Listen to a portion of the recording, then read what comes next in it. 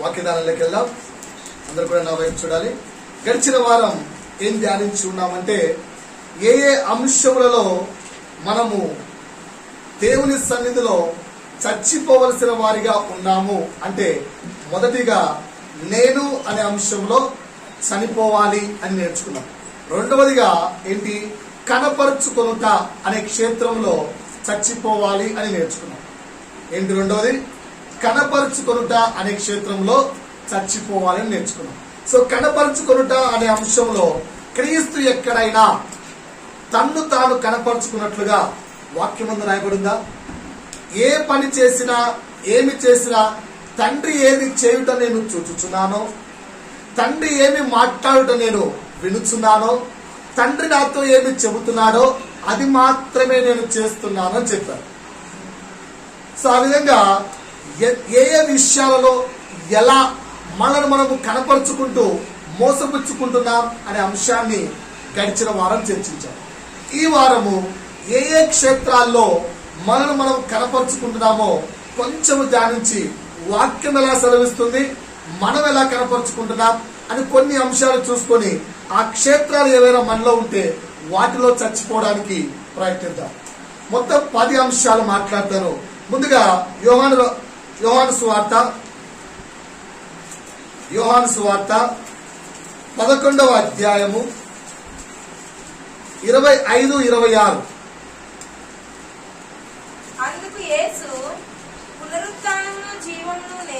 అందుకు యేసు ఏమంటున్నాడు? పునరుత్థానమును జీవమును నేనే. Okay, right. నా యందు విశ్వాసముంచువాడు చనిపోయినను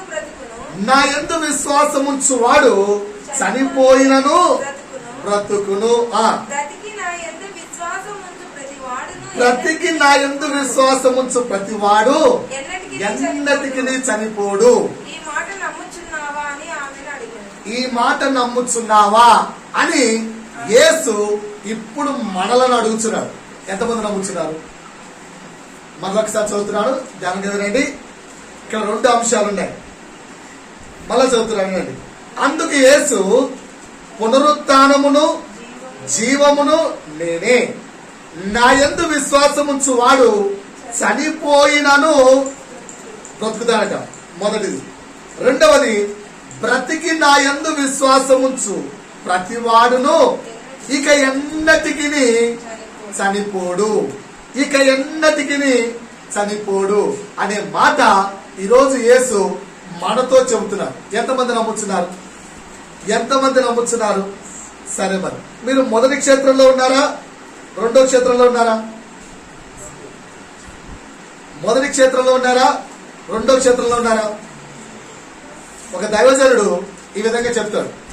ఏం చెప్తాడంటే, క్రైస్తవత్వం ఒక మతము కాదు. అదేంటంట? క్రైస్తవత్వం ఏంటంట? క్రీస్తునందు తిరిగి జన్మము అంటాడు. ఆ వృద్ధుడు ప్రస్తుతానికి చనిపోయాడు, కానీ ఆ దైవజనుడు తన పాటలో ఈ విధంగా పాడుతుంటాడు. క్రైస్తవత్వం ఒక మతము కాదు, క్రీస్తునందు తిరిగి జన్మించుట అంటాడు. సో చాలా మంది ఈరోజు పునరుత్థానమును జరుపుకుంటున్నారు, పునరుత్థానపు సంబరాలు జరుపుకుంటున్నారు, పునరుత్థానం యొక్క సెలబ్రేషన్ చేసుకుంటున్నారు. కానీ నిజమైన పునరుత్థానం ఏంటి? ఎవరు నా యందు విశ్వాసం ఉంచునో వాడు మరలా తిరిగి చనిపోయినా కూడా తిరిగి జన్మిస్తాడని చెప్పాడు. కనుక ఈ రోజు దేవుడిని అడుగుతున్నాడు, నీవు క్రీస్తు యొక్క పునరుత్థానంలో తిరిగి జన్మించావా? క్రీస్తు యొక్క పునరుత్థానంలో తిరిగి జన్మించావా? ఒకవేళ జన్మించి ఉంటే రెండో మాట ఏమంటున్నాడు? వాడు మరలా తిరిగి అన్నాడు కూడా చనిపోడు. మరి నువ్వు నేను చనిపోతున్నామా, చనిపోవట్లేదా? చెక్ చేసుకోండి. సో చాలా ప్రాంతాల్లో, చాలా క్షేత్రాల్లో, చాలా విషయాల్లో నీవు నేను తిరిగి చనిపోకుండా జీవించాలి, కానీ చాలా క్షేత్రాల్లో చనిపోతున్నావు. ఈ రోజు నిజంగా క్రీస్తునందు నీవు తిరిగి జన్మించినట్లయితే ఇప్పుడు నేను చెప్పే 10 అంశాలు ఏవైతే ఉన్నాయో వాటి యందు ఎన్నడూ కూడా నిన్ను నీవు కనపరుచుకోవు, కానీ ఎవరిని కనపరుస్తావు? దేవుని కనపరుస్తావు. ఒక్కొక్క అంశము చెప్తూ వెళ్తాను, ధ్యానించండి. మొదటిది అందం. మొదటిది అందం. సో బైబిల్ ఏం చెప్తుంది? మనము అందాన్ని ఎలా కనపరుచుకుంటున్నాం? నిజంగా పురుషులకు అందం అంటే ఏంటి, స్త్రీలకు అందం అంటే ఏంటి, బైబిల్లో నుంచి ఏముంది, మనము ఎలా జీవిస్తున్నాం చెక్ చేసుకుందామా? ఒకసారి సామెతలు 31వ సామెత 30వ వచనం. సామెతలు 31:30. ఏంటంట? మళ్ళా చదవమ్మా. అందము మోసకరము, సౌందర్యము. ఎంతమంది నమ్ముతున్నారు ఈ మాట? పక్క వ్యక్తి చెప్పండి. అందము మోసకరము, సౌందర్యం వ్యర్థం. గట్టిగా పిలిచి చెప్పండి. నువ్వు అందాన్ని కనపరుచుకోవట్లేదా అని అడగండి. అతను చెప్తారు మరి అడుగుతారు అన్నయ్య ఉన్నది. సో మరి బైబిల్లోంచి ఒకసారి ఇద్దరు వ్యక్తులు అందం గురించి ఎలా చెప్తున్నారో చూద్దాం. ఒకటి భక్తుడైన పౌలు, రెండోది అపోస్తలుడైన పేతురు. భక్తుడైన పౌలు తన శిష్యుడైన తిమోతితో ఈ విధంగా రాస్తున్నాడు. ఏమని? అపోస్తలుడైన పౌలు తిమోతికి రాసిన మొదటి పత్రిక 2వ అధ్యాయము 8 నుంచి 10 వరకు చూద్దాం. అపోస్తలుడైన పౌలు తిమోతికి రాసిన మొదటి పత్రిక 2వ అధ్యాయము 8 నుంచి 10 వరకు చూస్తే అక్కడ పౌలు అందము గురించి తిమోతితో కొన్ని మాటలు మాట్లాడుతున్నాడు. చదవమ్మా. ఆగాలి. పురుషులు ఏంటట? కోపమును సంశయమును లేని వారై. అర్థమవుతుందా? పురుషులు జాగ్రత్త, పురుషులు వినాలి. ఏంటి? కోపము లేని వారిగా ఉండాలట. సంశయం అంటే సందేహము లేని వారిగా ఉండాలట. మూడవ మాట, పవిత్రమైన చేతులెత్తి ప్రార్థన చేయు వారిగా ఉండాలి. ఇది మగవారికి అందం. పౌలు మగవారి యొక్క అందాన్ని ఏమో చెప్తున్నాడు? కోపము లేని వారిగా ఉండాలి. రెండోది సందేహించని వారిగా ఉండాలి. మూడోది పవిత్రమైన చేతులతో ప్రార్థన చేయుట. ఇది కదా పురుషుడా నీకు నిజమైన అందం. తిమోతి, పురుషులకు నిజమైన అందం ఏంటి? ఎప్పుడు కోప్పడకూడదు. ఎవరి మీద? అది భార్య మీద కానీ, పిల్లల మీద కానీ, సంఘంలో కానీ, కుటుంబ వ్యక్తుల మీద కానీ, ఎవరి మీద కూడా కోపగించక, సందేహించక, పరిశుద్ధమైన చేతులతో తండ్రి అయిన దేవునికి ప్రార్థన చేయు వారిగా ఉండాలి. అది నిజమైన అందం. అంటే ఎత్తు, పొడుగు, ఓకేనా, ఇది రంగు, రూపు, రకరకాల హెయిర్ స్టైల్, వస్త్రధారణ, ఇవేవి అందము కాదు. ఇవేవి అందము కాదు. నువ్వు ధరించుకునే రకరకాల వస్త్రములు, నువ్వు చేయించుకునే రకరకాల హెయిర్ స్టైల్స్, నువ్వు ఉన్న పొడుగు, నువ్వు ఉన్న పొట్టి, లేదా నీకున్న రంగు, నీకున్న ఛాయ, ఇవి ఏవి కూడా నిన్ను నీవు హ్యాండ్సమ్ గా చెప్పుకుంటున్నావేమో. కానీ పౌలు భక్తులు ఏమంటాడు? దేవుని సన్నిధిలో ఇవన్నీ మోసకరము. అందము మోసకరము. ఎక్కడ కనపరుచుకోవట్లేదా? మనం ఎక్కడ చూపించుకోవట్లేదా? ఇది సాతాను నీ ముందు వస్తున్న వల అని అర్థం కాక మన అందాన్ని కనపరుచుకుంటున్నాం. కానీ నిజంగా కనపరుచుకోవాల్సిన ఏంటి? కోపము లేని జీవితం, సందేహించని జీవితము, పరిశుద్ధమైన చేతులతో ప్రార్థన చేసే జీవితం. ఇది పురుషుడికి నిజమైన అందము అని పౌరు భక్తులు చెప్తారు. అలాగే స్త్రీల దగ్గరికి వస్తే ఏం చెప్తున్నారు చూడండి. మరియు స్త్రీలను ఏమంటారంట? అనుకువా ఉందండి. స్వస్థ బుద్ధి గల వారయుండి. అంతేగాని ఏంటండి? తగు మాత్రపు వస్త్రముల చేతనే. ఎవరైనా ఈ మధ్య కాలంలో తగు మాత్రపు వస్త్రములు వేసుకుంటున్నారా? ఎన్ని డిజైన్ లో చీర ఎంతండి? ఎంత? కేవలం 2000.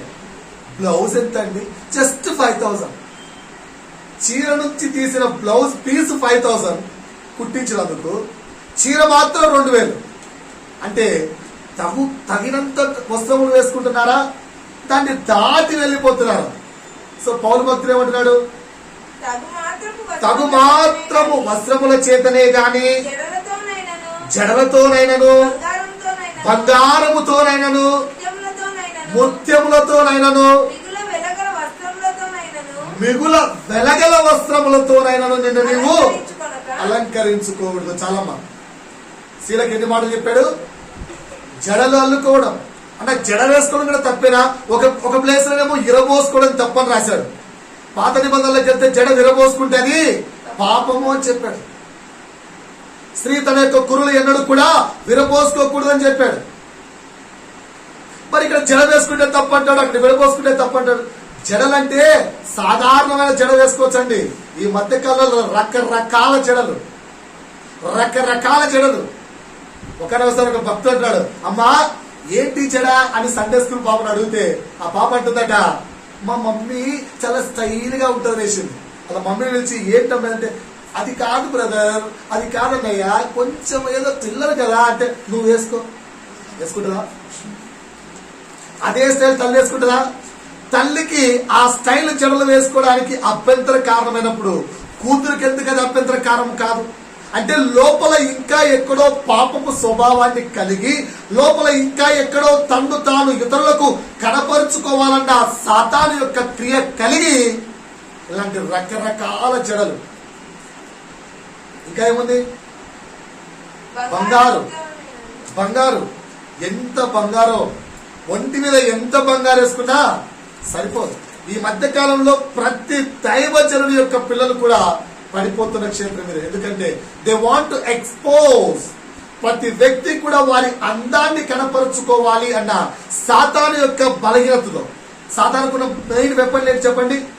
శరీరాశ, నేత్రాశ, జీవపు డమ్మం. ఈ యొక్క అలంకరణ జీవపు డమ్మంలోనికి వస్తుంది. తమ్మును తాము కనపరుచుకోవాలి అన్న స్వభావంలో వారి ఇష్టానుసారంగా వాక్యములకు విరుద్ధంగా అలంకరించుకుంటూ అందాన్ని కనపరుస్తున్నారు. మోసపోతున్నాము సహోదరుడా, సహోదరి, మోసపోతున్నాము సహోదరుడా, సహోదరి. వాక్యం ఎంత స్పష్టంగా చెప్తుందంటే, నిన్ను నీవు వేటితో అలంకరించుకోవాలి? పురుషుడైతేనేమో కోపము లేని జీవితము, రెండోదేంటి సందేహము లేని జీవితము, మూడోదేంటి పరిశుద్ధమైన చేతులతో ప్రార్థనా జీవితం. అదే ఆడవారికి ఏమని రాయబడింది అక్కడ? దైవ భక్తి గల వారై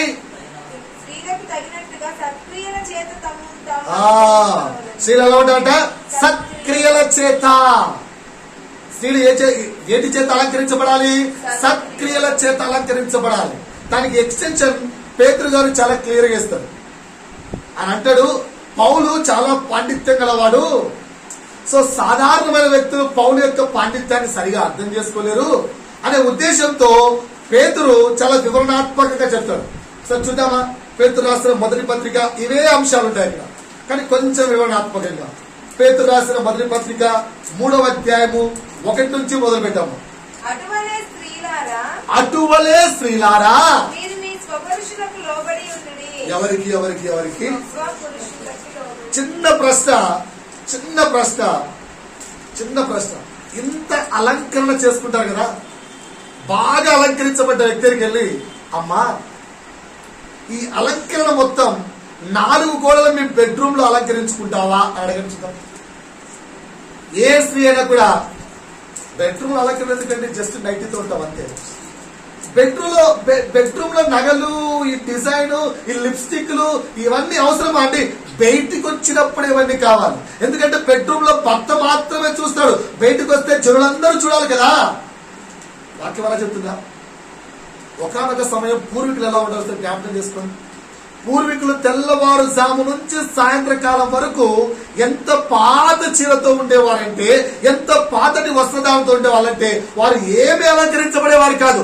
రాత్రి అయ్యేసరికి భర్త వస్తాడు కనుక స్నానము చేసి మల్లెపూలు పెట్టుకుని సిద్ధపాటుతో ఉంటారు. వారి అలంకరణ వారి భర్త కొరకు. ప్రస్తుత కాలం స్త్రీలను చూడండి, వారి అలంకరణ ఎవరి కొరకు ఉంది?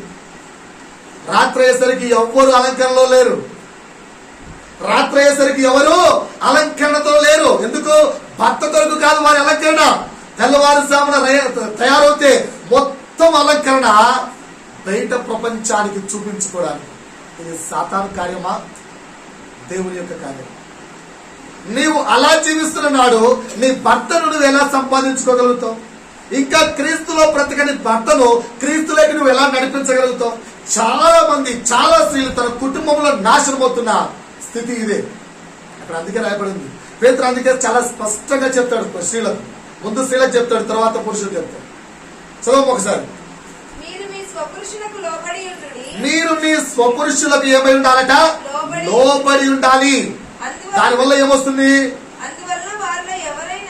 అందువలన వారిలో ఎవరైనాను వాక్యమునకు అవిధేయత కలిగిన జీవితము జీవిస్తూ ఉన్నా కూడా భయముతో కూడిన మీ పవిత్రమైన ప్రవర్తనను చూచి వాక్యము లేకుండానే తమ భార్యల నడవడి వలన రాబట్టం. ఎంత మాట! వాక్యము లేకుండానే పవిత్రమైన భయభక్తులు కలిగిన ఓసి నీ యొక్క పవిత్రమైన నడవడికను కలిగి వాక్యము లేకుండా బ్రతుకుతున్న నీ భర్త ఏమవుతాడట? వాక్యానుసారమైన జీవితంలోకి వస్తాడు. మనము నిజముగా, నేను ఈ మాట రాసినప్పుడు చాలా సిగ్గుతో కూడుకున్నాను. ప్రభువా, ఇలాంటి మాట ఎట్లా చెప్పాలి ప్రభువా? అవును, నా మాట ఇది. నిజంగా ఆలోచిస్తే రాత్రి అయ్యేసరికి స్త్రీ ఖచ్చితంగా భర్త కొరకు సిద్ధపడుతూ ఉండేది. గమనించండి, ఆలోచించండి. మీ పితరులను ఒకసారి జ్ఞాపకం చేసుకోండి.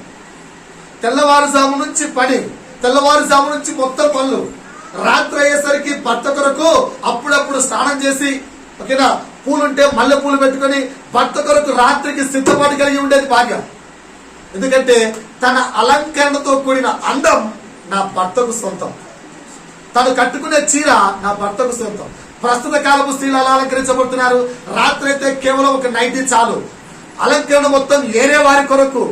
ఇది కనపరుచుకునే పాపము జీవితం కాదా? అర్థమవుతుందా? అర్థం కావట్లేదా? అందుకు కదా కుటుంబంలో సమస్యలు, అందుకు కదా కుటుంబంలో గొడవలు. అక్కడ చాలా స్పష్టంగా రాయబడింది. మళ్ళొక్కసారి చదవమ్మా. పై నుంచి మరలా చదవమన్నప్పుడు సేమ్ వాక్యం చదవాలని అర్థం. మీరు మీ స్వపురుషులకు లోబడి ఉండుడి. అందువలన వారిలో ఎవరైనాను ఒకవేళ వాక్యానికి అవిధేయులైతే వారు భయంతో కూడిన మీ పవిత్ర భయముతో కూడిన. ఎవరికి భయము? క్రీస్తు అంటే భయం. రెండో భయం ఏంటి? నా భర్త అంటే నాకు భయం. సో ఎందుకంటే క్రీస్తు భర్తకు లోబడి జీవించమన్నాడు కనుక క్రీస్తు యొక్క ఆజ్ఞను పాటిస్తూ నేను నా భర్త ఎదుట నా అందాన్ని కనపరుచుకునే వాడిగాను ఉంటూ భయభక్తులు కలిగిన జీవితము జీవిస్తున్నాను. అలా నీవు జీవించినప్పుడు ఏమవుతుంది? చదవమా. భయముతో కూడిన మీ పవిత్రమైన ప్రవర్తన చూచి వాక్యము లేకుండానే నువ్వు వాక్యం చెప్పాల్సిన అవసరం లేదు, యేసు గురించి చెప్పాల్సిన అవసరం లేదు. నీ యొక్క నడవడికను బట్టి నీ భర్త మారు మనస్సు పొందుతాడు. ఈరోజు ఈ మాట శ్రీలారా మీకు అర్థమైతే, నువ్వు కనపరుచుకుంటున్న యొక్క స్వభావం ఏదైతే ఉందో, నువ్వు కనపరుచుకున్న యొక్క అందం అనే స్వభావం ఏదైతే ఉందో, ఇది కాదండి నిజమైన అందం అంటే. దాని కింద మళ్ళీ రాయబడి చదవమ్మా.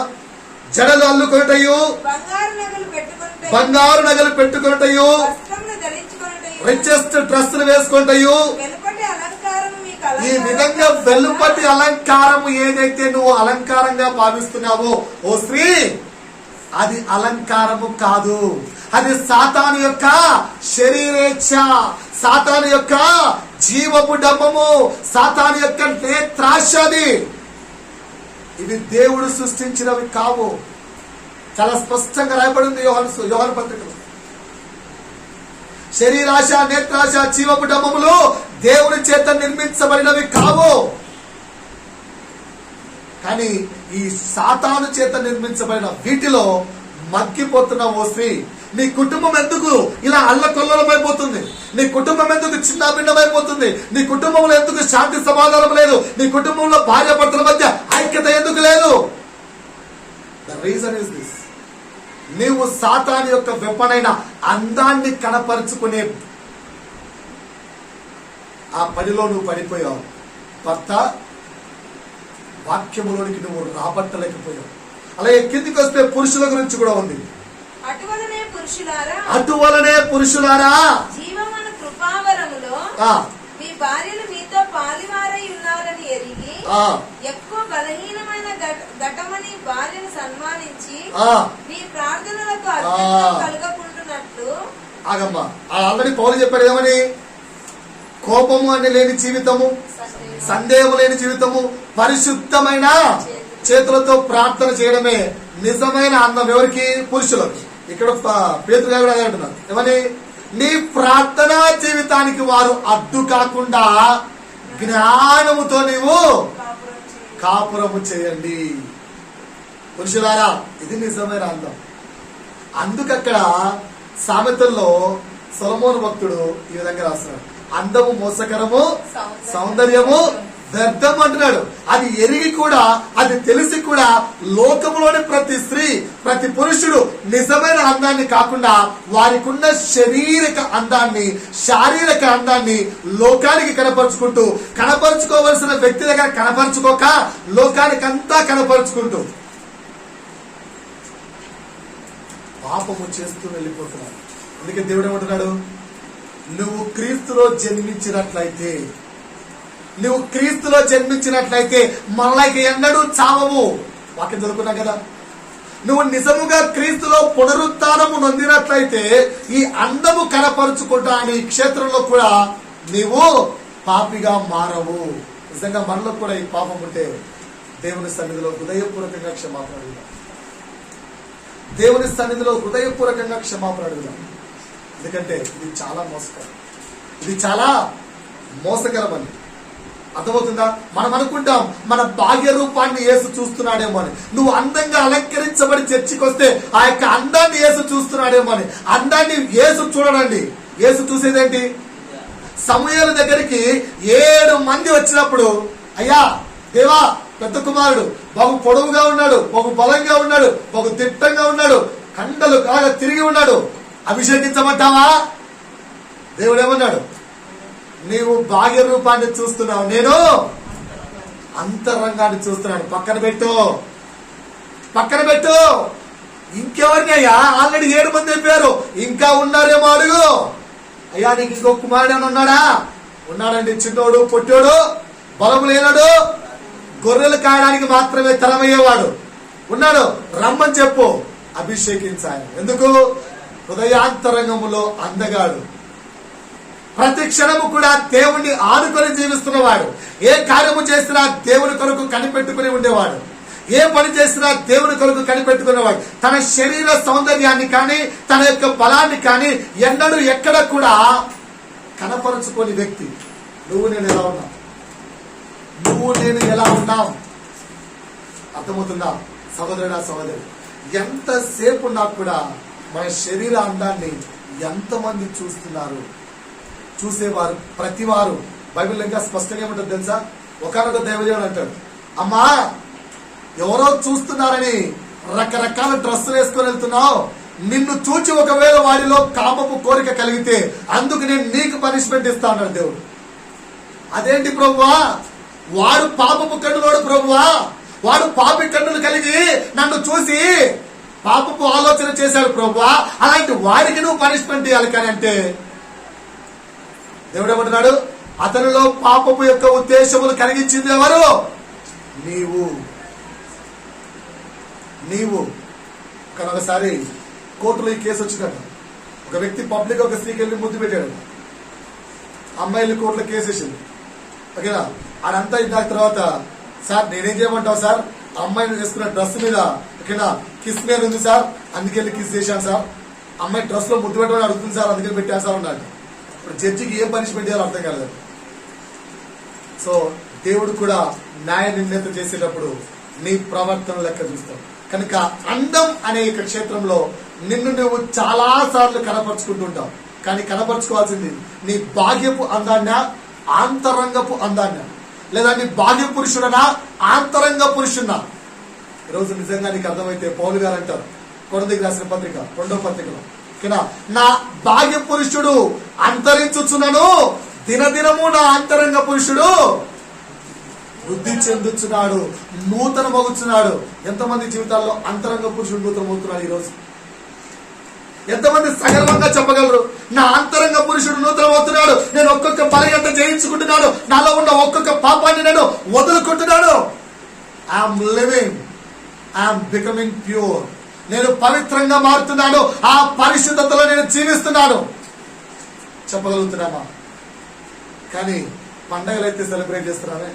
అదే ఈరోజు ఈస్టర్ పండగ చేస్తాను, చాలా గ్రాండ్ కేక్ వద్దాం, దేవుడు పునరుత్థానం తిరిగి లేచాడు, కేక్ వద్దాం అంటే తెచ్చే వాళ్ళు ఎంతమంది చెప్పండి? ఈరోజు నేను కేక్ కొయ్యాలనుకుంటున్నాను అని అనౌన్స్మెంట్ మీకు 2 రోజుల ముందే పంపించింటే ఎంతమంది కేక్ తెచ్చేవాళ్ళు? దాచుకోకుండా దాపరికలు ఎక్కడ హృదయపూర్వకంగా చెప్పండి. ప్రతి కుటుంబం తెచ్చేదిగా. ఎందుకు? ఇదేనా క్రీస్తు ఏం కోరుకుంటున్నాడు? బాహ్యపు సెలబ్రేషన్స్ వద్దు, హృదయాంతరంగంలో నువ్వు నూతన పరచబడట దేవునికి కావాలి. రెండవ అంశం ఆధిపత్యం. మొదటిది అందములో కనపరుచుకోకూడదని దేవుడు హెచ్చరించాడు. నీ ఆంతరంగ పురుషుడు రోజు రోజుకు నూతన పరచబడాలని చెప్పి నేర్చుకున్నాం. రెండవది ఆధిపత్యం. నీ సంఘంలో మెంబర్స్ ఎంతమంది? నీ సంఘానికి బ్రాంచ్లన్నీ? నీ సంఘంలో రిచ్ పీపుల్స్ ఎంతమంది వస్తారు? నీ సంఘానికి కార్లలో వచ్చే వాళ్ళు ఎంతమంది? నీ సంఘానికి బైకుల్లో వచ్చే వాళ్ళు ఎంతమంది? నీ సంఘం యొక్క విస్తీర్ణత ఎంత? నా దగ్గర ఉన్న వస్తువులు నీ దగ్గర ఉన్నాయా? నా ఇంట్లో ఉన్న వస్తువు నీ దగ్గర ఉందా? నాకు కారు ఉంది, నీకు కారు ఉందా? నా కారు రిచ్, నీ కారు ఎంత? నా దగ్గర ఉన్న బిల్డింగ్స్ నీ దగ్గర ఉన్నాయా? నాకున్న ఉద్యోగపు శాలరీ ఎంతో నీకు తెలుసా? ఇవన్నీ కనపరుచుకోమా? ఎవరితో చెప్పుకోమా? ఉంటే ప్రస్తుతానికి మనకు లేవు కనుక బ్రదర్ మేమైతే ఎవరితో చెప్పుకోలేదు బ్రదర్, లేవు కనుక చెప్పుకోవట్లేదు, కానీ వస్తే చెప్పుకోమా? చిన్న పిల్లల దగ్గరికి వెళ్ళి అడుగు, రే నీకు ఆన్సర్ వచ్చా? నాకు వచ్చి తెలుసా? నాకు వచ్చి ఆన్సర్ చెప్పుకోరా? మన యొక్క జనరేషనే మనమే తయారు చేస్తున్నాం. వేరే వాడు బెటా నాకు ఈ ఆన్సర్ రాదంటే, స్నేహితుడా నాకు ఈ ఆన్సర్ వచ్చు, నేను నీకు కూడా తెలియపరుస్తాను, నువ్వు కూడా నేర్చుకో అని చెప్పేవాడు ఉన్నారా? నాకు వచ్చు అని దేవునితో కనపరుచుకునేవారు ఉన్నారా? ఎవరి జనరేషన్? మన జనరేషన్. సో ప్రతి సమయంలో కూడా ఆధిపత్యాన్ని కనపరుస్తూ ఉన్నాం. ఇక్కడ ముగ్గురు వ్యక్తులు చూద్దాం, వారు ఆధిపత్యాన్ని కనపరుస్తున్నారో లేదో. మొదటి వ్యక్తి పేతురు, యోహాను. సో అపోస్తులుగా ఎంచబడిన తర్వాత, దేవుడు మరణించి పునరుత్థానమై తిరిగి వెళ్లిపోయిన తర్వాత శిష్యులందరూ కూడా అపోస్తులుగా మారి సేవా పరిచర్య యెరూషలేము యందును యూదయ యందును భూదిగంతముల యందును వారి సువార్త అంటే యేసు యొక్క సువార్తను ప్రచురము చేసే సమయంలో మెయిన్ పర్సన్ ఎవరున్నారు? పేతురే కదా. మిగతా వాళ్ళ గురించి ఎక్కడైనా ఉందా? చాలా తక్కువ. పేతురు, యోహాను వీరే చాలా ముఖ్యంగా ఉన్నారు కదా. సో దీన్ని మనము నాయకులుగా ఉండాలనొచ్చా? సో ఒక ప్లేస్ లో చదువుకుందాం, అక్కడ ఏమైతే చూద్దాం. అపోస్తుల కార్యములు 8వ అధ్యాయము 14వ వచనం. మరి పేతురు గారు, యోహాను గారు వారి యొక్క ఆధిపత్యాన్ని ఎక్కడైనా కనపరిచారేమో చూద్దాం. సమరయలో ఉన్నవారు దేవుని వాక్యాన్ని బాగా వింటున్నారట. జనరల్ గా సమరయులు వాక్యానికి విరుద్ధమైన వారు. సమరయులు ఎవరు? వాక్యానికి విరుద్ధమైన వారు. అలాంటి సమరయులకు వెళ్ళి ఎవరు? ఫిలిప్పు సేవా పరిచర్య మొదలుపెట్టాడు. సో సేవా పరిచర్య మొదలుపెట్టి ఫిలిప్పు చేసిన కార్యాలను చూస్తూ సమరయలో ఉన్న వారందరూ కూడా దేవుణ్ణి అంగీకరించడం మొదలుపెట్టారు. మనం అంగీకరిస్తున్నావా? చేతులెత్తాలి. ఎంతమంది దేవుడిని బాగా అంగీకరిస్తున్నారు? ఎవరు చేతులెత్తట్లేదు, ఎందుకో అంగీకరించట్లేదా? సో మరి మనలాంటి వాళ్ళు సమరయలో దేవుని యొక్క వాక్యాన్ని అంగీకరిస్తున్నారు. సో మరి అక్కడ ఇంకొంచెం బలపరచడానికి సో ఇప్పుడు పేతురు నాయకుడు కదా, ఇప్పుడు నేను నాయకుడు. నేను ఎక్కడైనా సమరయ అనే ప్రాంతంలో ఎవరైనా బాగా వాక్యం బలపరచబడుతుంటే నేను చెప్తాను, బాబు పోనా నాకు వెళ్ళి ఇంకొంచెం బలపరచు అంటే కానీ నేను వెళ్తానా? కానీ అక్కడ ఎవరు వెళ్ళారు? చదవమ్మా 8:14. సమరయ వారు దేవుని వాక్యం అంగీకరించిందని యెరూషలేములోని అపోస్తలులు విని పేతురును యోహానును వారి యొద్దకు పంపారంట. మెయిన్ లీడరే పేతురు కదా, పంపాల్సిందే పేతురు కదా. పేతురునే వేరే వాళ్ళు పంపుతున్నారు. అంటే ఇక్కడ ఎవరైనా కూడా నేను లీడర్ను, నాకు ఆధిపత్యం ఉంది, నేను చెలాయించాలి అని వారు జీవించినట్టుగా చూస్తున్నామా? అలా కనపరుచుకుంటున్నారా? వారు ఎక్కడ కనపరుచుకోవట్లేదు, ఎక్కడ వారు కనపరుచుకోలేదు. మరి మనం ఎందుకు మన యొక్క ఆధిపత్యాన్ని కనపరుస్తూ ఉంటాం? ప్రతిసారి మన ఆధిపత్యాన్ని ఎందుకు కనపరుస్తూ ఉంటాం? ఇది రెండవ అంశం. మూడవ మాట అధికారాన్ని కనపరుస్తామా కనపరచమా? ఈ అంశాలన్నీ చనిపోతేనే నిజంగా నువ్వు పునరుత్థానం పొందినట్టు. మూడవది అధికారాన్ని ఉంటే కనపరుస్తారా కనపరచరా? అధికారం ఉంటే కనపరుస్తారా కనపరచరా? నిజంగా ఒకవేళ నువ్వే మేనేజర్ అనుకో, ఏం చెప్తావు ఇప్పుడు? ఏయ్ ఇట్రా ఇట్రా తీసుకురాపో, ఇద్దాపో. వయస్సు కన్నా కొంచెమన్నా గౌరవం ఇస్తారా? ఇది దేవుని యొక్క క్యారెక్టరేనా? క్రీస్తుని ఎరిగిన వ్యక్తి యొక్క గుణగుణాలు అలాగే ఉండాలా? నిజంగా నువ్వు క్రీస్తుని ఎరిగినట్లయితే, క్రీస్తు ఎలా జీవించాడో నీలో క్రీస్తున్నట్లయితే, క్రీస్తు ఎలా జీవించాడో అలా జీవించాలి కదా. నిజంగా క్రీస్తు యొక్క గుణగుణాలు అలాగే ఉంటాయా? క్రీస్తు అధికారానికి లోపడ్డాడా లేదా? మరి నువ్వెందుకు లోపడట్లేదు? నువ్వెందుకు ఆ అధికారాన్ని దుర్వినియోగం చేస్తున్నావు? నువ్వెందుకు అధికారం చేతిలోకి వచ్చినప్పుడు ప్రతి అధికారం ఇచ్చేది ఎవరు? దేవుడు. సో నీకు అధికారం ఇచ్చినప్పుడు, నిన్ను అధికారిగా మార్చినప్పుడు, అది నీ కుటుంబంలో కావచ్చు, కుటుంబంలో నీకు ఒక తండ్రి స్థానం ఇచ్చినప్పుడు నీకెవరు అధికారం ఇచ్చారు? నీ యొక్క వ్యసనాల కారణంగా, నీ యొక్క చెడ్డ అలవాట్ల కారణంగా నీ కుమారుని, నీ కుమార్తెను, నీ భార్యను, నీ పిల్లలను, నీ యొక్క ఇరుగు పొరుగు వారిని, నీ యొక్క బంధువులను నీవు కష్టములోకి నెట్టడానికి నీకెవరు అధికారం ఇచ్చారు?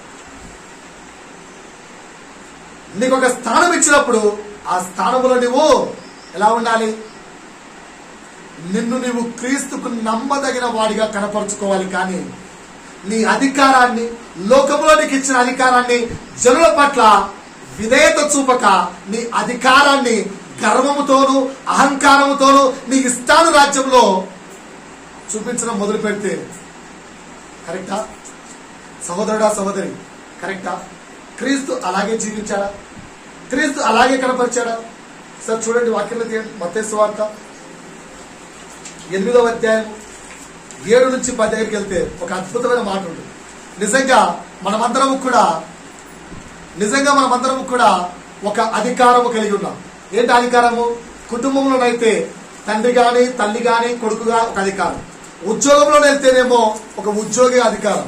ప్రతి క్షేత్రంలో ఒక అధికారము కలిగిన మనము యేసును ఆశ్చర్యపరిచే అధికారము కలిగిన వారిగా జీవిస్తున్నామా? లేక నీ అధికారాన్ని దుర్వినియోగం చేస్తూ యేసు నామాన్ని కించపరిచే వారిగా కనపరుస్తున్నాము? అక్కడ ఒక అధికారి ఏం చేశాడో చూద్దాం. చదవమ్మా. ఆ శతాధిపతి ప్రభువా, నీవు నా ఇంటికి వచ్చుటకు నేను పాత్రుడను కాను. నీవు మాట మాత్రము సెలవిస్తే చాలు, నా దాసుడు స్వస్థపరచబడతాడు. నేను కూడా జరగండి, నేను కూడా వింటున్నారా?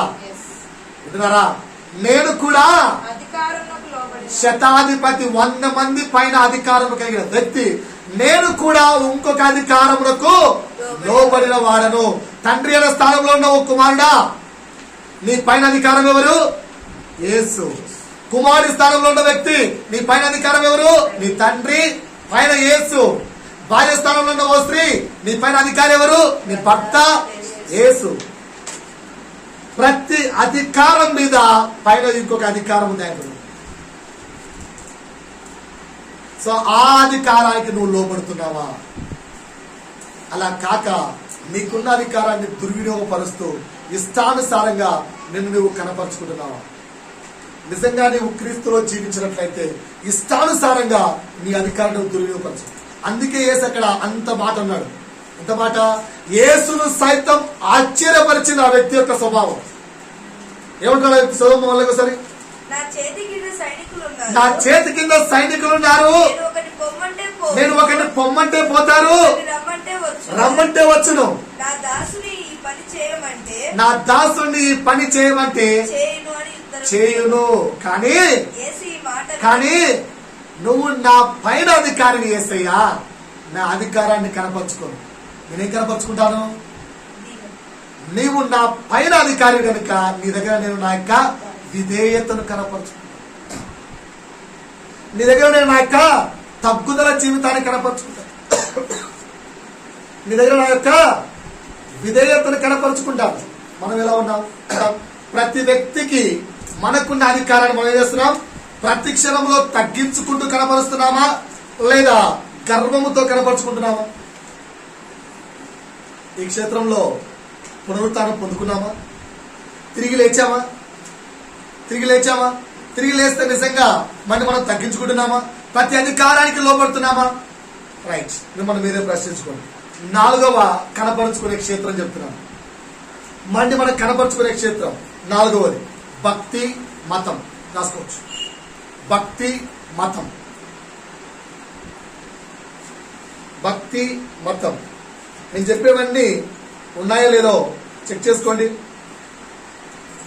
ఉదయకాలమున ప్రత్యేకమైన ప్రార్థన ఉందా?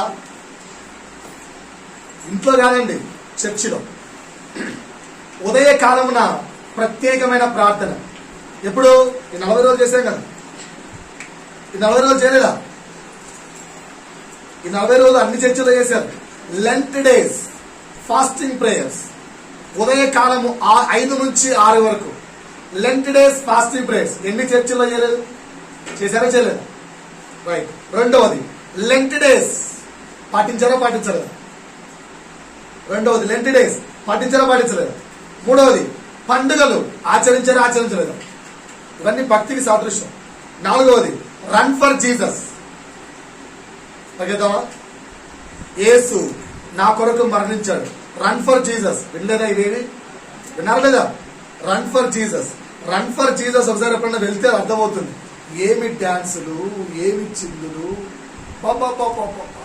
దారి పొడుగునా పాటలు, దారి పొడుగునా చిందులే, దారి పొడుగునా డాన్సులే. నిజంగా డాన్సులు చూస్తే డీజే ఎక్కడ పోవాలన్నాం అలాంటి డాన్సులు. ఆడవాళ్ళు జీన్స్ ప్యాంట్లు వేసుకొని డాన్సులు. ఏమి డాన్సులు తెలుసా? వీడియో చూడండి. దేవుని కోసం అంతా. 5వది సిలువశ్రమ నాటకాలు. వేయలేదా? సిలువశ్రమ నాటకాలు వేసారు లేదా? సిలువ మీద కొరడాతో కొట్టినట్టు, యేసు సిలువను మోసుకున్నట్టు, ఈ వ్యక్తి కూడా మోసుకున్నట్టు అంతా చేసిన వాళ్ళు లాస్ట్ తీసుకెళ్లి మేకులు వేసి కొట్టండి. ఏ వ్యక్తి అయితే సిలువను మోసుకెళ్తాడో ఆ వ్యక్తి నిజంగా యేసు చేతిలో నిజంగా మేకులు కొట్టారు, నిన్ను కూడా కొడతారు, కొట్టండి చూద్దాం. నాటకం చేస్తాను కానీ నిజం చేస్తే చేర్చుంటాడా? ఏ వ్యక్తి చేయడు. ఓకేనా? 5వది అయిపోయింది. 6వది క్రైస్తవ మత కూడికలు లేవా? క్రైస్తవ మత కూడికలు లేవా? 7వది దాన ధర్మాలు ప్రార్థనలు లేవా? దాన ధర్మాలు ప్రార్థనలు, క్రైస్తవత్వ దాన ధర్మాలు. ఇక్కడ ఎప్పుడు? క్రిస్మస్ రోజు, ఈస్టర్ రోజు, గుడ్ ఫ్రైడే రోజు దానం చేయలేదా? చేయలేదా? అదే సంఘానికి వెళ్తే నేను ఒక పాస్ చెప్తున్నాడు, ప్రార్థన బాగా జరిగిందిరా, ప్రతి కుటుంబం కూడా మజ్జిగ ప్యాకెట్లు, కొందరు పండ్లు పలహారాలు అన్ని తెచ్చిచ్చారు, అందరం తృప్తిగా తిన్నాం. దాన ధర్మాలు దేవుని కోసం. ఇదే భక్తి అంటారు. ఎందుకు? గుడ్ ఫ్రైడే రోజు అందరికీ చక్కెర ఇస్తే, గుడ్ ఫ్రైడే రోజు అందరికీ పండ్లు ఇస్తే, గుడ్ ఫ్రైడే రోజు అందరికీ మజ్జిగ ఇస్తే, గుడ్ ఫ్రైడే రోజు అందరికీ పానీయాలు ఇస్తే దేవుడు ఆశీర్వదిస్తాడు. చేయలేదా? ఇదంతా పాత స్వభావం కాదా? రైట్. 8వది స్టార్లు స్త్రీలు పెట్టుకుంటే భక్తి నట్టలేదా? భక్తి నట్టలేదా? ఓకేనా? ఎందుకమ్మా స్టార్ ట్రీ అంటే దీన్ని చూసైనా మనము క్రైస్తవులమని ఎవరైనా తెలుసుకోకపోతారా? రైట్. 9వది ఎర్లీ మార్నింగ్. ఎర్లీ మార్నింగ్ మా పక్కింట్లో రోజు పాటలు వస్తాయి. ఏం పాటలు పెడతారు తెలుసా? మార్నింగ్ లేచిన వెంటనే దేవా. 3వ పాట తెలుసా? ఊ అంటావా ఊహు అంటావా. ఇదేందో అర్థం కాదు. ఫస్ట్ 2 పాటలు దేవుండి, 3వ పాట వచ్చేసరికి అన్ని మూవీ సాంగ్స్ దంచి కొట్టేస్తారు. అది ఫుల్ ఫ్యామిలీ మళ్ళీ చర్చికి వెళ్తారు. ఫ్యామిలీ చర్చికి వెళ్తారు. సో మనం ఇలాంటి భక్తులు చేస్తున్నామో చెక్ చేసుకోండి. ఓకేనా? చేస్తున్నామా? ఇవన్నీ చేస్తున్నామంటే అర్థం ఏంటో తెలుసా? నీ భక్తిని ఎదుటివాడి దగ్గర కనపరుచుకుంటున్నావు. క్రీస్తు ఎన్నడూ తన భక్తిని కనపరచలేదు. యేసు ఎన్నడూ కూడా తన భక్తిని ఎవరి ఎదుట కనపరచలేదు. నువ్వెందుకు ఇలాంటి క్రియలు చేసి కనపరుస్తున్నావు? దీని ద్వారా క్రీస్తు పరిచయం అవుతాడా? దీని ద్వారా క్రీస్తుని తెలుసుకుంటారా? దీని ద్వారా క్రీస్తు ఏమైనా ఎవరికైనా అర్థమవుతాడా? ఏమీ అర్థం కాదండి. నీవు నీ భక్తి వేషాన్ని జనుల ఎదుట ఈ విధంగా కనపరుచుకుంటున్నావు. దీని ఏమంటారు తెలుసా? వేషధారి అంటారు. అందుకే బైబిల్ ఏమని రాయబడింది? యేసయ్యా మేమెవరో నీకు తెలీదా? నీ నామమున స్వస్థతలు ఇచ్చాం, నీ నామమున దాన ధర్మాలు చేశాం, నీ నామమున దయ్యాలు వెళ్ళగొట్టాం, నీ నామము. అరే వేషధారి పక్కకెళ్ళు, నువ్వెవడో నాకు తెలియదు. ఇవన్నీ చేసేది భక్తి నాటకాలు. నిజంగా నీవు క్రీస్తును కనపరచాలనుకుంటే ముందు చదువుతున్నాం కదా, వినయము, విధేయత, క్రీస్తు యొక్క సారూప్యములకి నీ జీవితాన్ని మార్చుకొని క్రీస్తుని కనపరచాలి. అది నిజమైన క్రైస్తవత్వపు సువార్త. ఐదవది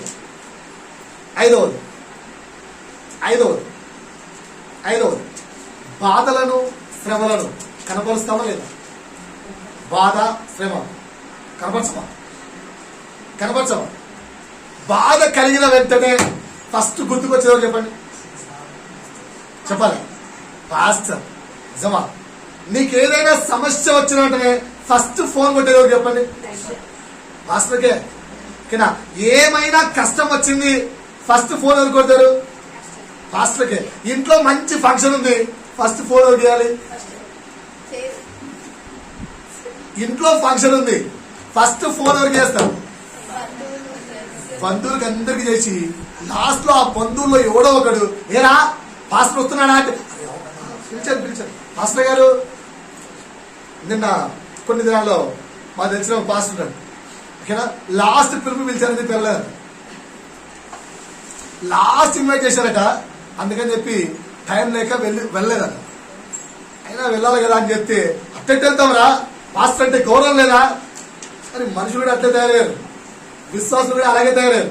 కష్టం వచ్చినా, బాధ వచ్చినా, శ్రమ వచ్చినా, దుఃఖం వచ్చినా, శోధన వచ్చినా, ఏమొచ్చినా ఫస్ట్ గుర్తుకొచ్చేది ఎవరు? Pastor phone number. ఎక్కడైనా ఎప్పుడైనా పాస్టర్, అమ్మా నీకొచ్చిన శ్రమ నాకు వచ్చింది తల్లి, కుమారుడా నీకొచ్చిన శ్రమ నాకు వచ్చింది, నువ్వు అనుభవించిన ప్రతి శ్రమ నేను ఆల్రెడీ అనుభవించాను కనుక ఆల్రెడీ ఎక్స్పీరియన్స్డ్ పర్సన్, నీ కొరకు నేను మంచి మార్గం తెలుస్తా. ఏ పాస్టర్ ఉన్నాడా? మరి పాస్టర్కి ఏం తెలుసు అని చెప్పి పాస్టర్ ఫోన్ కొడతాం. శ్రమ వస్తే, బాధ వస్తే కనపరుచుకునే స్వభావం చూసావా? అది చాలా తప్పు. అందులో చచ్చిపోవాలి. నీకు బాధ కలిగినా, నీకు కష్టం వచ్చినా, నీకు దుఃఖం వచ్చినా ఏం చేయాలి? మీకు కొన్ని మాటలు చెప్తాను, ఓకేనా? దాన్ని చదివి దాని ముందుకెళ్దాం. అపోస్తలుడైన పౌలు కొరింథీయులకు రాసిన మొదటి పత్రిక, దాన్ని అందరూ చదవాలి. అపోస్తలుడైన పౌలు కొరింథీయులకు రాసిన మొదటి పత్రిక 10వ అధ్యాయము 11వ వచనం. ఇక్కడ సమస్యలు ఎంతమందికి ఉన్నాయి? చదవకండి దయచేసి. చదవక ముందు నా ప్రశ్నకు సమాధానం చెప్పండి. నాకు సమస్యలు ఉన్నాయన్నా, నాకు శోధనలు ఉందన్నా, నాకు బాధ ఉందన్నా అన్న వాళ్ళు చేతులెత్తండి. ఏమవుతుందో దేవుడు చూస్తున్నాడు. చేతులెత్తచ్చు. అందరికి ఉన్నాయి కదా, ఓకేనా? సమస్య ఉంది, బయట ఉన్న సిస్టర్ కూడా సమస్య ఉందట. సమస్య ఉంది, బాధ ఉంది, ఇరుకు ఉంది, ఇబ్బంది ఉంది, చేతులెత్తండి. దేవుడు చూస్తున్నాడు. అందరికి ఉన్నాయి కదా, ఉన్నాయా లేదా? దేవుడు ఏదో సమాధానం చెప్తాడు. చదవండి అందరూ చదవండి. ఒక్క సెకండ్ ఆగమ్మా, అందరూ చదువుకోండి. అపోస్తలుడైన పౌలు కొరింథీయులకు రాసిన మొదటి పత్రిక 10వ అధ్యాయము 13వ వచనం. అందరూ చదవండి ఒకసారి గట్టిగా చదవాలి.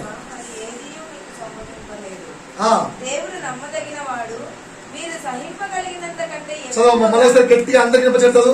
సాధారణంగా మనుషులకు కలుగు శోధన తప్ప. వినండి. మీకు వచ్చిన సమస్య ఏంటంట? సాధారణంగా మీకు వచ్చిన సమస్య ఏంటంట? సాధారణమైన సమస్య అంట. ఒప్పుకుంటారా? చెప్పండి ఒకసారి. మీ పక్కన చెప్పండి, సిస్టర్ నా సమస్య చాలా సాధారణమైనది చెప్పండి. నాకున్న కష్టాలు చాలా చిన్నవని చెప్పండి. నిజంగానా? ఇక్కడ నుంచి చెప్తున్నారా, ఇక్కడ నుంచి చెప్తున్నారా? పక్కన మా సిస్టర్ అవుతుంది. ఇలాంటి మాట చెప్ప నేను, ఎందుకంటే నా బాధ వా అందుకే చెప్పాను. చదవండి మళ్ళీ అడిగి ఏంటి చదవండి సార్ మళ్ళీ. సాధారణంగా మనుషులకు కలుగునంత శోధన తప్ప ఏది మీకు సంభవించలేదు. దేవుడు ఎవరంట? ఇప్పుడు ఈ మాట చెప్పండి పక్క వ్యక్తికి. దేవుడు నమ్మదగిన వాడు. దేవుడు నమ్మదగిన వాడు. ఒప్పుకుంటారా? అడగండి. ఒప్పుకుంటారా? అడుగు. దేవుడు నమ్మదగిన వాడు, ఒప్పుకుంటావా? దేవుడు నమ్మదగిన వాడు, ఒప్పుకుంటావా? నీ సమస్య చిన్నదని దేవుడు చెప్తున్నాడు, ఒప్పుకుంటావా? ఒప్పుకుంటావా? సారీ, దేవుడు నమ్మదగిన వాడని చెప్పి ఇక్కడి నుంచి ఒప్పుకుంటా. ఎందుకంటే నా సమస్య దేవుని కంటే పెద్దది. మనం అలాగే బ్రతుకుతున్నాం. కానీ దేవుడు అక్కడ స్పష్టంగా మాట్లాడుతారు, ఏమని? సహించగలిగినంత. ఏమంటా సిస్టర్? సహించగలిగినంత కంటే ఎక్కువగా దేవుడు నిన్ను శోధించడట. సహించినంత కంటే దేవుడు ఎప్పుడు మనని శోధించడు. నువ్వు ఎంత సహించగలవో అంత మాత్రమే శోధన నీకు వస్తుంది. అంతకంటే ఎక్కువ శోధించడానికి అపవాదికి దేవుడు పర్మిషన్ ఇవ్వలేదు. అపవాది వెళ్ళి, దేవా నీ రక్షణలో ఉన్నాడు కనుక యోబు, నీ రక్షణలో ఉన్నాడు కనుక యోబు, దేవుడు ఫుల్ పర్మిషన్ సాతానికి ఇచ్చాడా? ఏమన్నాడు? ఆయన ప్రాణమును మాత్రము నీవు ముట్టకుండా ఏమైనా చేసుకో. సో యోబు ఎంత సహించగలడో యోబుకి అందించాడు కదా. సిస్టర్ మీరెంత సహించగలరో ఈ సిస్టర్కి అందించాడు. ఆ సిస్టర్ ఎంత సహించగలదో ఆ సిస్టర్కి అంతే శ్రమను దేవుడు అలో చేశాడు. కానీ వాటి మీద జయం పొందాలంటే ఏం చేయాలి? జయం పొందాలంటే ఏం చేయాలి? వింటున్నా? నావేం చూస్తున్నారా? ఈరోజు సమాధానం. చాలా ప్రార్థించారు కొందరి కొరకు. ఈ మధ్యకాలంలో నాకు ఫోన్స్ వచ్చి, ప్రభువా ఉపవాసం మొత్తం గోజారుకున్నాం. ఏంటి ప్రభు అంటే, ఇదే వాక్యం చూపించండి. సహించగలిగినంత శ్రమని నేను వారికి అలో చేస్తున్నాను. when they are unable to bear, when they are unable to bear, వారు సహించలేక, వారు సహించుకొని నా యొక్క సహవాసంలోకి రాలేక నా దగ్గరకు వచ్చి, నా దగ్గర నేను సమాధానకరుడను, మార్గము తెరిచేవాడను, నా యందు జీవించవలసిన జీవితము వారు జీవించలేక సమాధానాన్ని తీసుకోవట్లేదు. అంతే. ఇది వీరి ప్రశ్నకి సమాధానం. ఏసేమంటున్నాడు? నేను మార్గము తెరుస్తానంటే ఆ మార్గంలోకి వెళ్ళడానికి వారు నా దగ్గర రావట్లేదు. ముందు వారు వారి జీవితాన్ని మార్చుకొని క్రీస్తులో సమాధానాన్ని రాబట్టుకోవాలి. అర్థమవుతుందా? సో ఈ మాట ఎక్కడ రాయబడింది? హెబ్రీయులకు రాసిన పత్రిక 2వ అధ్యాయము 18వ వచనంలో రాయబడింది. చూడండి, హెబ్రీయులకు రాసిన పత్రిక 2వ అధ్యాయము 18వ వచనం. తాను శోధింపబడి శ్రమ పొందెను కనుక. ఎవరు తానంటే? యేసు శోధింపబడి శ్రమ పొందెను కనుక శోధింపబడి వారికి సహాయం చేయగలవాడై ఉన్నాడు. శోధింపబడి వారికి సహాయం చేయగలవాడై ఉన్నాడు. మనం ఏం చేస్తున్నారంటే తాను అనే ప్లేస్ లో పాస్టర్ను పెట్టుకుంటున్నాం. ఈ పాస్టర్, ఆ పాస్టర్, ఈ పాస్టర్, ఆ పాస్టర్. ఏ పాస్టర్ శోధించబడలేదండి. ఏ పాస్టర్ ఎవరికి సహాయం చేయలేరు. నువ్వు నిజముగా పాస్టర్ యొక్క సహాయం కోరుకుంటే, శ్రమలో ఉన్నప్పుడు, కష్టంలో ఉన్నప్పుడు, దుఃఖంలో ఉన్నప్పుడు పాస్టర్ కు ఫోన్ చేయొచ్చా? చెయ్యండి, తప్పు లేదు. కానీ ఎందు నిమిత్తం ఫోన్ చేయాలంటే, brother I am in trouble, సాతాను గారు నన్ను శోధిస్తున్నాడు, అపవాది నన్ను శోధిస్తుంది, నువ్వు పర్మిషన్ ఇస్తే ఇదిగో నేను ఉపవాసంలో కూర్చుంటాను. నీకు ఒకవేళ అవైలబిలిటీ ఉంటే నా కొరకు నువ్వు కూడా ఉపవాసంలో కూర్చు. నువ్వు ఒక్కడే కాదు, నేను కూర్చుంటున్నాను, నాతో పాటు నువ్వు కూడా ఇదిగో నా యొక్క కాపరిగా, నా యొక్క పనోడిగా. దైవజనుడు అంటే పనోడు. We are the servants of you. మేము మీకు పనోళ్ళం కనుక యజమానిగా నేను ఉపవాసం ఉంటున్నాను. నా పనోడు కనుక నువ్వు కూడా నా కోసం ఉపవాసం ఉండను. ఆ రోజు నీ కోసం ఉపవాసం ఉంటాం. నీ సమస్య కోసం కాబట్టి ఉపవాసం కూర్చుంటాం. 8వది, ఉద్దేశములు, ఆలోచనలు ఎవరి దగ్గర కనపరచకండి, దేవుని దగ్గర. 9వది, ఇది నా యొక్క బలహీనత. ఈ వాక్యం రాస్తున్నప్పుడు దేవుడు నాకే చెప్తున్నాడు, నచ్చిన పర్సన్ కనపరచడం ఉందా లేదా? నచ్చిన పర్సన్ కనపరిచే బలహీనత ఉందా లేదా? ఆ పాస్టర్ సూపర్, ఆ బ్రదర్ సూపర్, ఆ వ్యక్తి సూపర్, ఆ వ్యక్తి సూపర్ చెప్పట్లేదు. ఏ వ్యక్తి సూపర్? దేవుడు తప్ప. దేవుడు తప్ప ఎవరైనా గొప్పవారు ఉన్నారా? అందరూ పనులే కదా. ప్రతి దైవజనుడు దేవుని యొక్క పనుడే కదా. మరి ఆ పనోడు గొప్పోడు, ఈ పనోడు గొప్పోడు, ఆయన గొప్పోడు, ఫ్యాన్స్ గా మారిపోవట్లేదు. జాన్ వెస్లీ గారి ఫ్యాన్స్, హోసన్నా మినిస్ట్రీస్ యొక్క ఫ్యాన్స్, తండ్రి యొక్క సంఘము ఫ్యాన్స్, ఈయన ఫ్యాన్స్, ఆయన ఫ్యాన్స్. వ్యక్తిని కనపరిచే బలహీనత. మొన్నటి దాకా నేను బ్రదర్ చెప్పాను, బ్రదర్ నీ కొరకు సంఘంలో అందరూ చెప్పారు మీరు వస్తారా రారా అంటే అస్సలు రానని చెప్పాడు.